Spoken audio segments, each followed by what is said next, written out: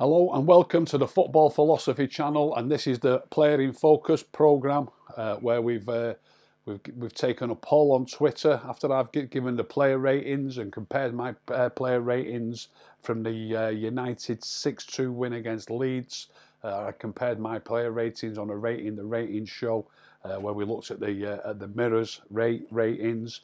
And the four players that were put up were Dan James, Bruno Fernandes, Marcus Rashford, and who was the other one?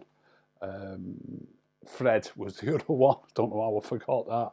But yeah, four players were put up, and over 2,000 people have voted, and Bruno Fernandes has commanded over 30% of the votes to come out on top. Dan James wasn't far behind with high 20s. He got over, nearly about 28% of the vote, I think Dan James got. But Bruno's come out on top. So Bruno Fernandes is the player in focus. Quite a few people, both in the comments and on Twitter, have complained about I think this might be one of the reasons why Bruno was voted into this.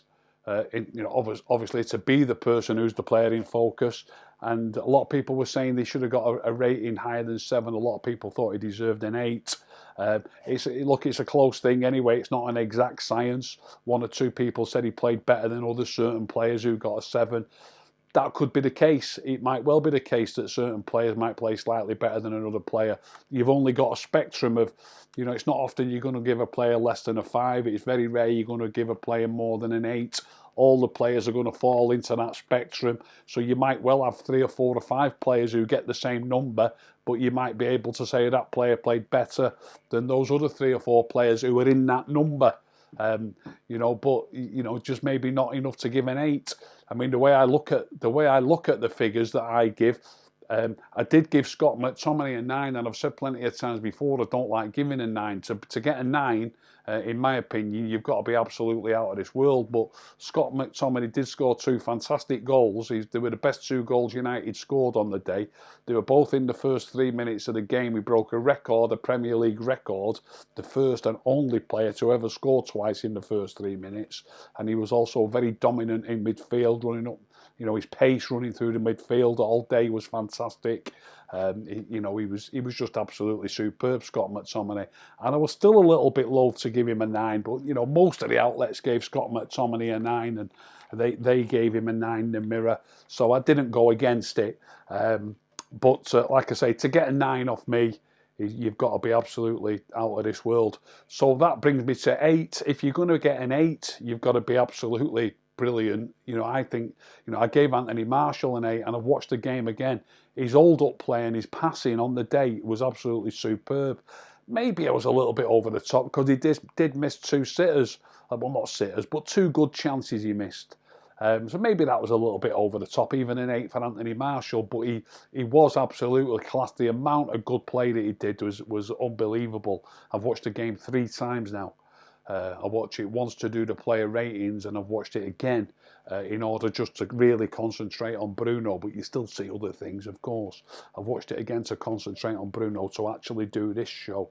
So I do think I was fair. I always try to be fair, but we've all got our favourite players, and everyone, even when you're just being as fair as you can, you might be a little bit mistaken at times. But having watched it 3 times, let's put it this way: as I said, certain players might play better than others, and maybe only deserve the same bracket. So I will say that if Anthony Martial was only a 7, which I wouldn't necessarily argue against if you wanted to say that, I would say that he was the pick of our players that was on 7, if that makes sense. So I'm now going to talk through the different clips that I'm going to put on Twitter. I've been even-handed. Even as possible, any good bits, really good bits by Bruno the clips are going to be on Twitter, and any of the poor bits are going to be on there as well, which help to explain why only a 7. If you think 7's a low number, I think 7's a good mark. As far as I'm concerned, if you've got a 7, you've had a good game. You've had a good game if you've got a 7. So I don't know what people expect really. 6, I would say, is average, but at least average, not average to poor, average to decent. And I would say 5 is poor to average. So I think 7 is a decent mark anyway, but a lot of people saying he should have got an 8. So the clips will be on Twitter later on Rick the Red UK, and the first clip that'll be on there, clip number 1, will be his immediate impacts. He gets an assist for McTominay in the first. It's the first goal actually in it, so I think it's in the first minute. Beautifully weighted sideways pass.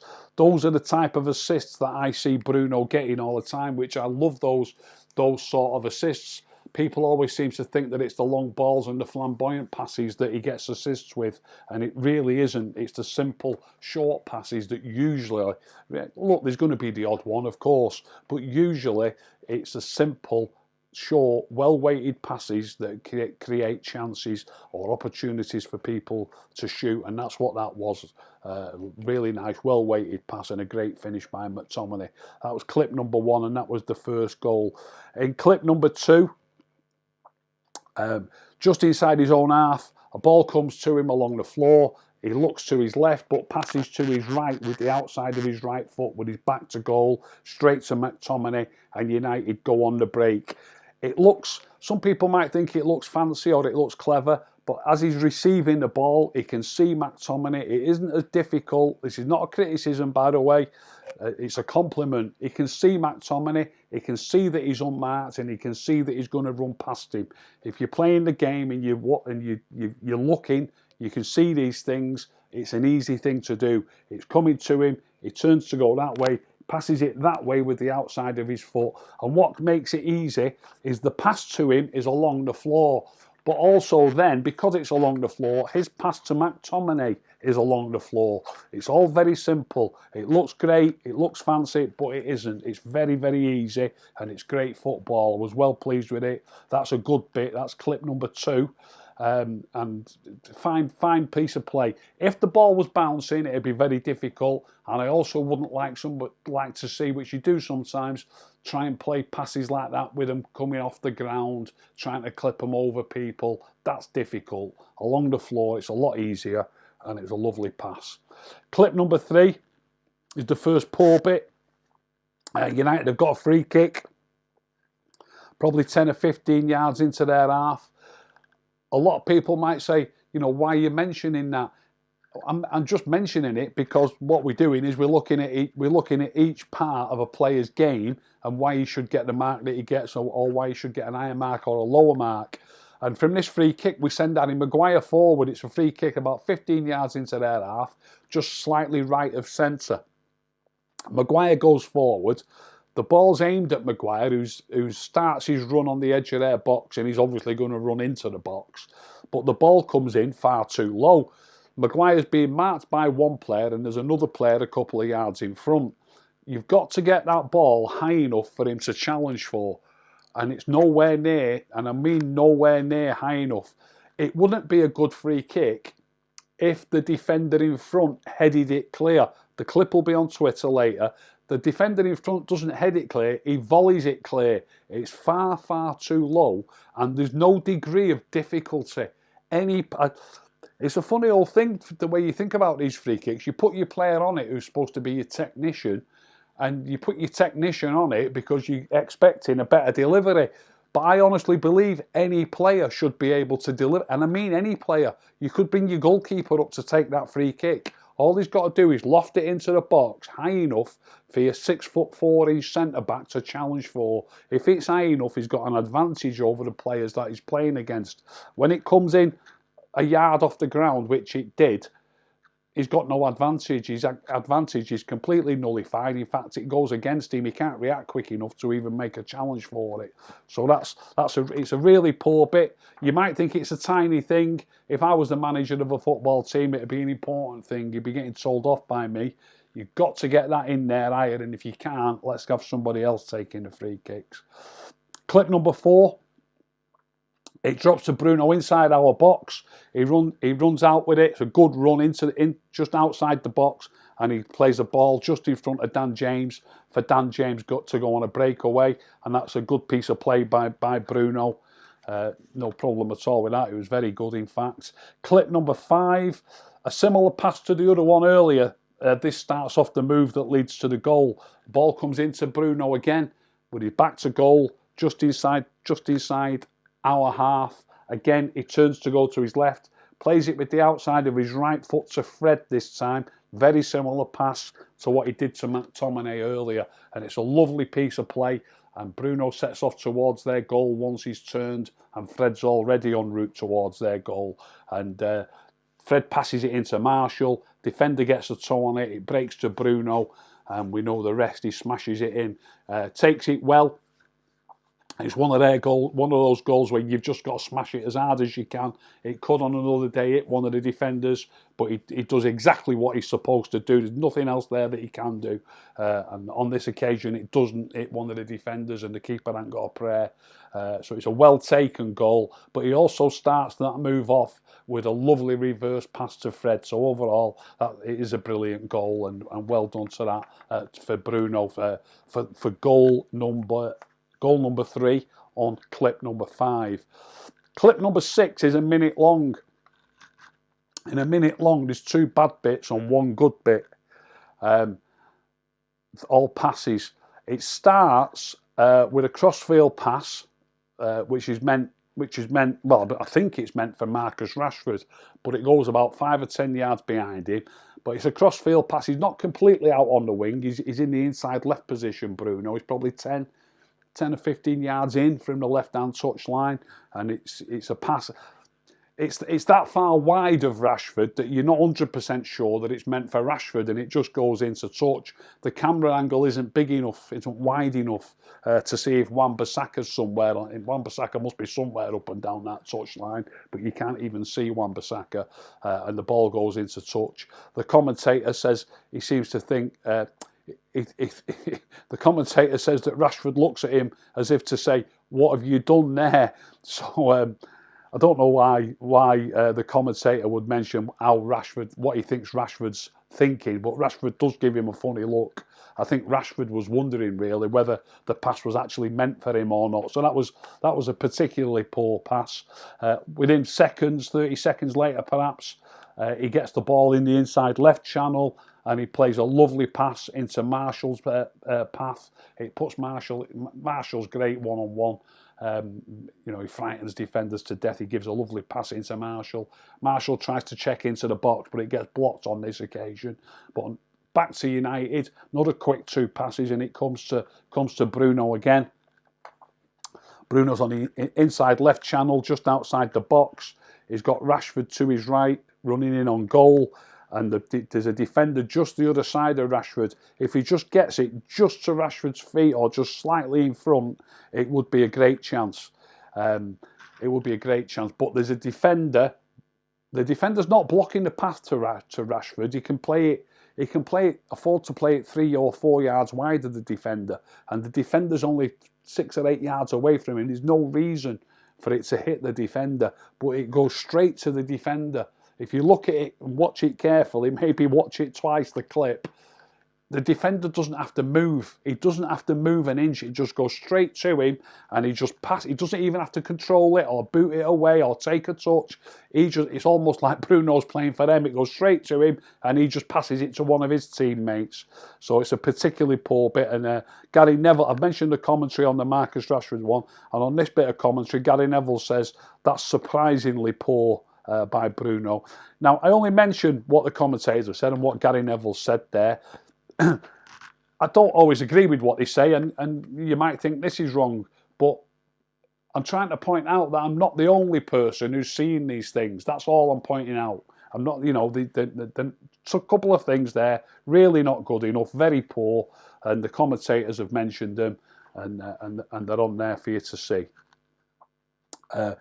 Clip number 7, just outside their box. The defender just gets in front of him to intercept a pass from Fred, but he wins it back instantly, Bruno. Excellent piece of play, and gives it instantly to Marshall as well. I love it when players see quick, short passes. So he takes the ball off the defender who's just won it once, and he sees Marshall 10 yards away, gives it instantly straight to his feet, and it's a brilliant piece of play, that. Clip number 7. Clip number 7, that's Bruno passing to Marshall. Clip number 8. There's 2 bits to this. These are 2 bad bits. It's when I say bad bits, it starts with a good bit.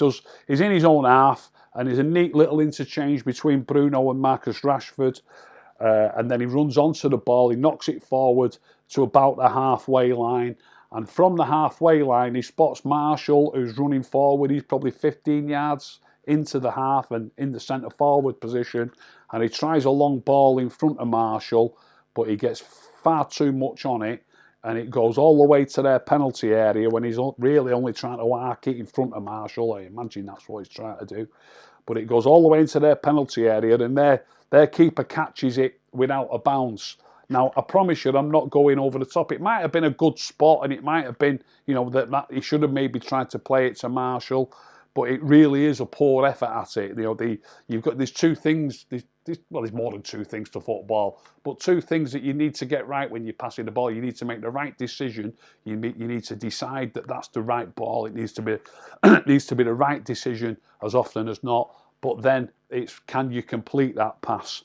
You know, have you got the technique to pass it? So on this occasion, I would say his decision making was all right, but the technique was all wrong. The keeper has to jump to catch it. You could almost argue it was a shot on goal rather than a pass, but it's, you know, it's far too far out of mark. There's no point in him even chasing it. It just goes straight to the goalkeeper. A minute later, it's on the same clip. He gets the ball in sort of in our left back area, right on the touchline. He tries another long through ball, and this time it hasn't got enough length on it. And the defender steps forward and controls it on his chest and mounts an attack for them. So he loses, gives the ball away poorly, really, twice in a minute there, if a minute. That's clip number 8. So that's the last clip of the first half. I've done a first half recap here, and he's done enough decent things and enough okay things as all the players do. Fine, and he's also involved in the goal and scored a goal, and he's got an assist. The assist is a simple pass. It's the type of pass that I like to see. As good, and although it is an assist, which it is, any player could make that pass. There's no point in saying, wow, what a great pass. It was a good pass. It was well weighted, and it was a well taken goal by McTominay. But it wasn't a pass that this is how I want my players to play. Though, don't get me wrong, it wasn't a pass that any player couldn't really have completed. It's a sideways 8-yard pass for McTominay to run onto. Then the move for the goal is brilliant. So he's done 3, 4, maybe 5 really good things, but he's also done 5 from things that are pretty poor, even leading up to very poor. 2 long passes. One's a shocker that goes straight through to the keeper. One's too short. Then there's the crossfield pass that goes into touch. Then there's the one where Rashford's got a one-on-one with the keeper. If he just gets the pass right, he gives it straight to the defender. And then there's the free kick that just comes in a yard high when really it's supposed to be in the air. So there's as many bad things as there is. There's as many poor things as there is really good things. So I really don't see that 7 is not a fair assessment of the first half. I really don't see it. So 7. If he hadn't scored the goal, I'd be giving him a 6. So people are arguing an 8, you know, and some people saying he got a goal and he got an assist. Fair enough, but without those things, I'd be giving him a 6. Now I've had one or two people say you've got an agenda. I don't understand what they mean by that. I want Manchester United players to be the best players around. I want them to do everything right. I don't want them to get anything wrong. Of course I want them to score goals, but I also want them to pass the ball well, and I want them to make good decisions. So is it an agenda, or is it an agenda? I don't see what people mean by that.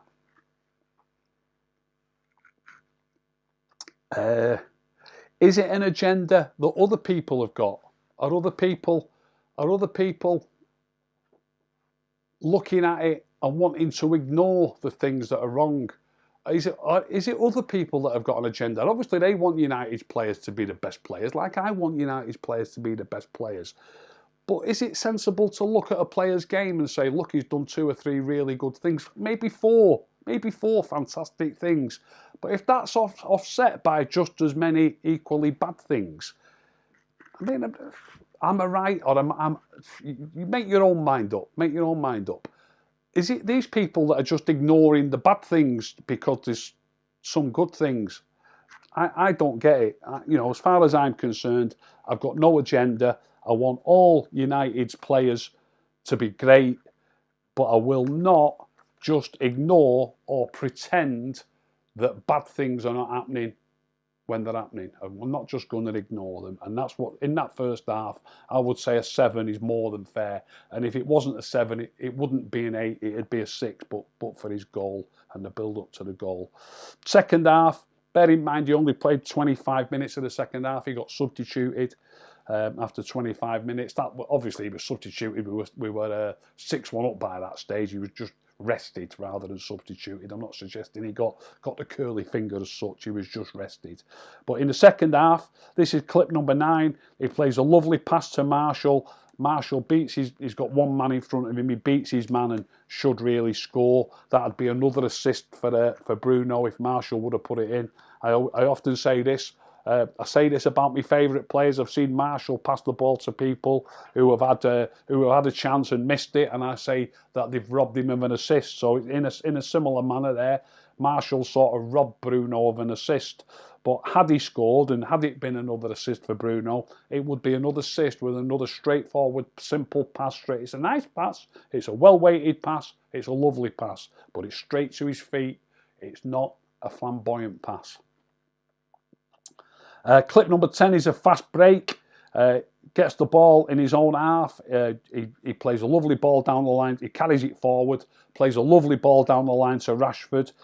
Follows it up the field. Rashford cuts inside. It ends up coming back to Bruno. He has a shot from the edge of the box that gets blocked. That's clip number 10. Clip number 11. I love the first bit of this one. We've got a free kick just inside their half. Bruno's on the edge of their box. He's showing for the ball with his back to goal. He goes towards Luke Shaw. Luke Shaw gives him the ball. He turns, and although Dan James is making a run in behind, he sees Anthony Marshall short, and he gives a 10-yard pass into Anthony Marshall's feet. It's a lovely, lovely pass to Marshall. Then the move breaks down, but it comes back to Bruno, and he has a shot again from the edge of the box. It gets blocked again. I don't blame him for having a shot, but he does put his hand up and he speaks to Fred. He apologises to Fred for not passing it, but I don't think he was too out of order. He was only. I don't like people. I've said this before. Too often shooting from 30 yards, 35 yards even, just outside the box, 3 or 4 yards. I don't mind that. So I don't think he was too much out of order having a shot from there. Clip number 12. Make your own mind up on this one. It's 4-1, so I don't mind it. But he tries a clipped ball over the defenders with Dan James and Anthony Marshall running through.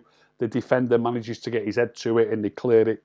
They clear the ball quite comfortably, really. I don't like clipped balls over the defenders. I don't mind it when the defenders are all up near the halfway line and you can clip it into loads of space for people to run onto. But whenever you're near the penalty area, the space between the defenders and the keeper is such a small area in which you've got to land it, and the striker's got to get onto it before the keeper can come for it. And obviously you've got to get it over the defenders as well. They might block it. It's just a very difficult thing to pull off. So I'm not a fan of the clipped ball over defenders when they are sat back near the edge of their box. They're a very difficult thing to pull off. This was a decent attempt at it, but they still got it. They still cleared it. You might want to say it was unlucky. I'd just say maybe it was unlucky, but that's what I expect to happen when you do try a clipped ball over the defenders. I don't like it. You make your own mind up. Not so bad when you're 4-1 up, I suppose. I'll be dead honest though, if it was 0-0 or we were 1-0 down, I'd be fuming with a pass like that. Clip number 13. Gets the ball in his own half. It's an excellent. He's got the art of that off at the minute. He played it 3 times in the game, and this one's dropping to him as well. It's a brilliant pass, really. He sees Rashford to his right, and he plays it. When I say to his right, he's facing our own goal. He's got his back to their goal, so Rashford's on the left wing, but he's to Bruno's right. Plays it with the outside of his right foot straight to Rashford.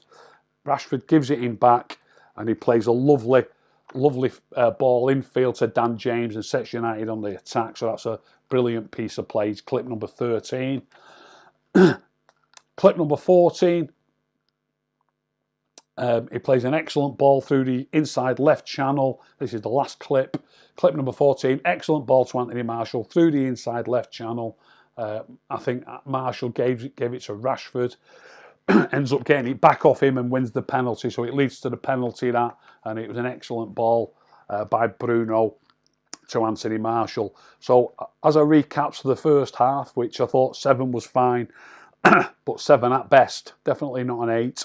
For the second half, if anybody wanted to argue with me that he deserves an 8 for his second half performance, I would wear it. I'd say fine. I'd give him an 8 for his second half performance. Hardly does anything wrong, does lots of good things. But I just think that to get an 8, you've probably got to play more than 25 minutes. I know he was only taken off to be rested, not his fault, I agree with that. But he played 25 minutes at the half. If you played a full game, there's more time. Obviously, you could do more good things, but there's plenty of time to do a few bad things to bring your score down as well. I think an 8 at best for the second half and a 7 at best for the first half, of which he played obviously the full half. So I think a 7, after having watched the game again, studied every kick, every time he's involved, I just think that a 7 was definitely fair and doesn't really need to be any more than that. Let me know in the comments if you agree with it. Try and have a look at the clips though. There's no point just writing, oh, you've got an agenda, why don't you like Bruno? None of that is true. I like Bruno. I want him to just simplify his game a bit more. And even in this game, which we've won 6-2, there was just a few. It's just a few many times for me that you get things wrong. That 5 times in one half, but particularly wrong really as well. So that's that. 7 out of 10 for Bruno. I stick with it. 100% stick with it. 7 out of 10. But don't forget, 7 out of 10 means you've had a good game. What do you want me to say? Wow, he was absolutely brilliant. Everything was hunky-dory. He just had a good game. He did have a good game, and he's well worth his 7. Well worth his 7 overall. So that's fine. I don't see a problem with it whatsoever. That's that. Apart from it's Everton tomorrow in the Carabao Cup quarter-final. I'll be back tomorrow with a live show about 6:45. The game's an 8 o'clock kickoff, so the team news will be out about 7 o'clock. What we've been doing these last few games is we've been reading like the predicted team news from 1 or 2 of the outlets. You know, again, saying what I think about their predicted team, seeing how close they are to what I think the team might be. And then at 7 o'clock, the team news comes out and we field a few questions from people in the comments column. So I'll look forward to that. Can't wait for the game itself. If you've enjoyed that show, please subscribe. Please tell all your friends. If you didn't enjoy it, don't tell anyone. Keep stum.